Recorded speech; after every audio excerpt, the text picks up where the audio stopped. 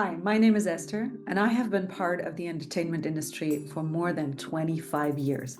I started out as a child actor. I have been on many stages. I have filmed so many films and TV series. I know stage fear, and I know it to an extent that you wouldn't believe.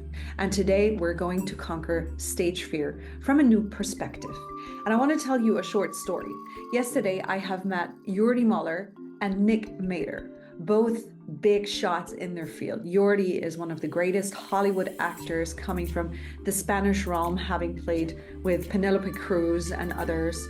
And Nick Mader is part of a huge Swiss rock band, and they play 20,000 people plus in stadiums that are filled to the max. Those people were yesterday in a conversation with all of us listeners, sharing how much they are fearful of performing, how much they are about to vomit a minute before they go on stage. And even though they have been proven that they are fantastic in what they do, that their excellency is something that all of us feel like, this is what I want for myself. I want to have this excellency. Nevertheless, they have stage fright.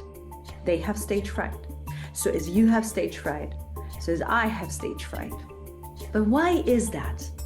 Well, in my years on stage, I have noticed one thing.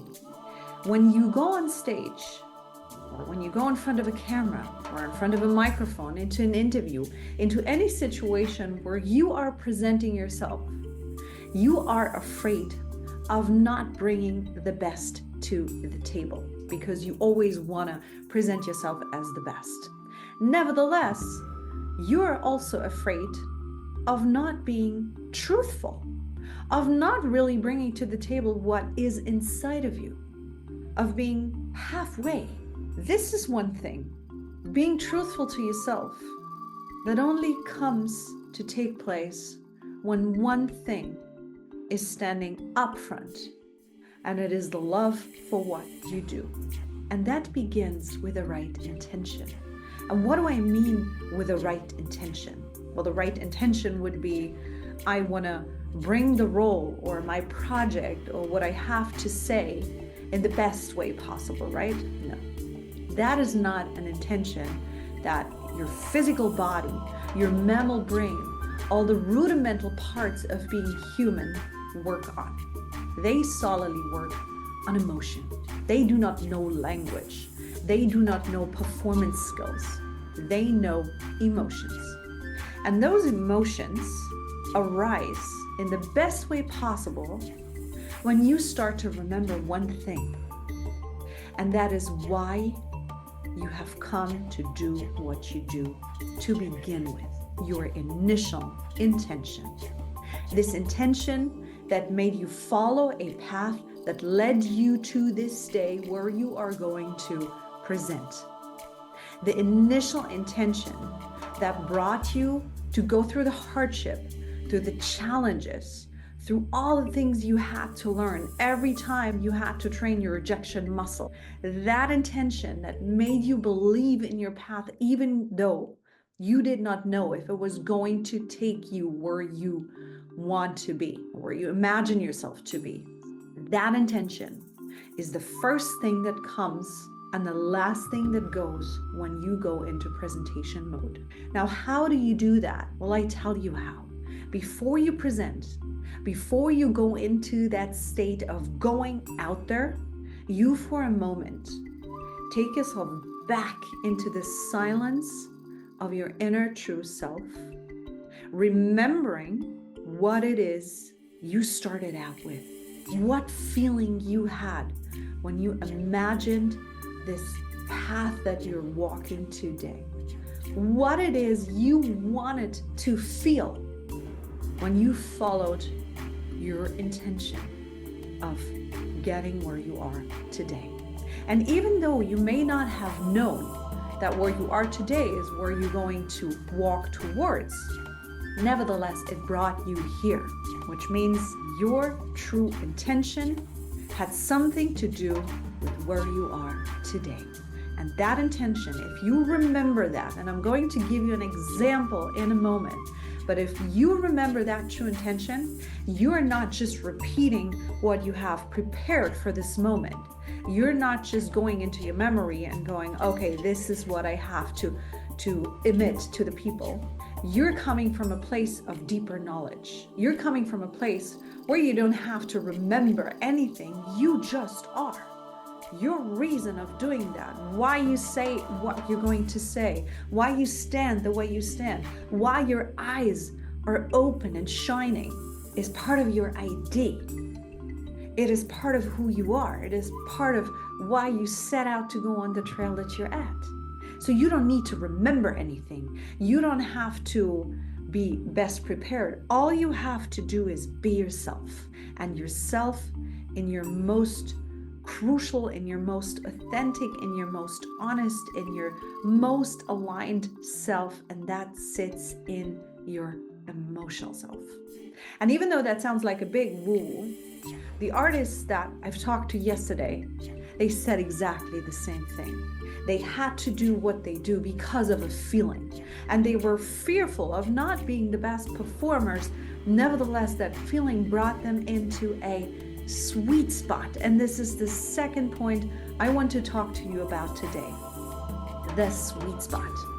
The sweet spot we stagers call the moment where, for example, a singer is out on stage and that singer is so by themselves that we witness them in a moment of time where they're not doing something for us or with the meaning of, they just are, and they're doing their magic.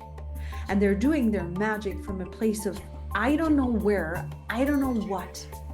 They have to create, and they're coming from the most vulnerable spot one can imagine. And that spot is their true selves. That spot, again, is coming back to the intention part, their true intention. Maybe they had the feeling of, I want to experience freedom in the grandest of ways. And to them, freedom happened when they were on a stage and all they had to do is play the feelings out that are happening inside of them through their piece of music or through their voice with their body, whatever it was. Maybe their true intention is being seen. It is telling the stories that are going on inside of them without having to speak of them, but sharing them in a way of creation, of bringing people into their world, pulling them in through the most delicate and the most beautiful ways of speaking, singing, acting, dancing, whatever it is. Whatever their intention was, when they have it clear and true, they come into being in the sweet spot. And the sweet spot, you can imagine very easily. Do you know when a kid is playing, you're just fascinated? You're just watching that child and you don't know why you cannot look away. Or an animal that is playing and you're staring at that animal and you don't know why you cannot take your eyes off. I tell you why. Because you're not watching the guard or the persona that that being has put in front of them, the thing that they want us to see because they have decided that this is the safest or the most presentable.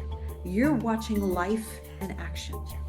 And we as audience, no matter where we go, no matter what kind of audience we are, if we're an audience to art or an audience to a mindful presentation or an audience to a tech talk, we want to see people because we learn from people the most. Our mirror neurons, they want to mirror people because this is what they know. They want to learn from people. They don't want to learn from machines. They don't want to learn from what people have in front of them, wall by wall by wall. They learn the best and the easiest from people, from authenticity, from truthfulness, because this is the easiest for us to read, to translate, and to make our own of it. So when an artist, a speaker, a presenter comes into this state of a sweet spot, and you can tell that by them just being, it is almost a holy state where you just witness something that you feel like is so naked that you are afraid of hurting that being, and all you want to do is you want to keep them sacred, and you want to watch and you want to listen, because they must be so brave and so strong that they get out there and be that vulnerable. That is the sweet spot, and you reach that sweet spot through your initial intention. And here comes point number 3, how to transform stage fright and make use of it. Because stage fright actually is something so beautiful. And I have learned that through my own career, through very tough experiences. And I must say, once I understood that, my life changed drastically around being in the open, going onto a stage and presenting. And that is energy. Yes. A lot of you will now go, oh God, this energy topic. Well, let me ask you a question. Do you believe in Wi-Fi? Does it work in your home? Well, that is energy. And you can't see it, but you still believe it's there. When you're going out to present, if it is in front of 2 people, 200 or 200,000, you are being given a set of energy that will make you give the power to reach 200 or 200,000. It will make you have the strength, the focus, the determination, and the strength of emittance of output to reach each and every single person out there. And when you understand that that energy, if you're not using it for the good of reaching people, but allow it to linger inside of you without being put to use, it goes against you. It is a lot of stress. It is a lot of energy. So next time you're going to present and you feel this, it's a lot, and I want to vomit, and I want to shake, and I want to dance, and my mouth is getting dry and whatever, start to think of that energy not as an enemy, but as your best ally in reaching as many people as possible in the most intimate, silent, and truly intentional way. So that energy, not being seen as something that works against you, but that is for you to be passed on, is your biggest chance to stay vulnerable, to find your sweet spot, and to share what people are really interested in. And that is your path from your initial intention to where you are today and to where you dream to be in the future. This was my today's gift to you as a stager, as someone who has suffered tremendously from stage fear. And I hope that you can work with that. If you're interested in more, wait for the next videos or reach out to me, because I am training you to be very easy, to be very joyful, to know what to do, to really come into a place where you enjoy presenting yourself, enjoy presenting your work, enjoy being out there, being charismatic, and being you. Thank you for listening. My name is Esther, and I'm looking forward to see you again soon.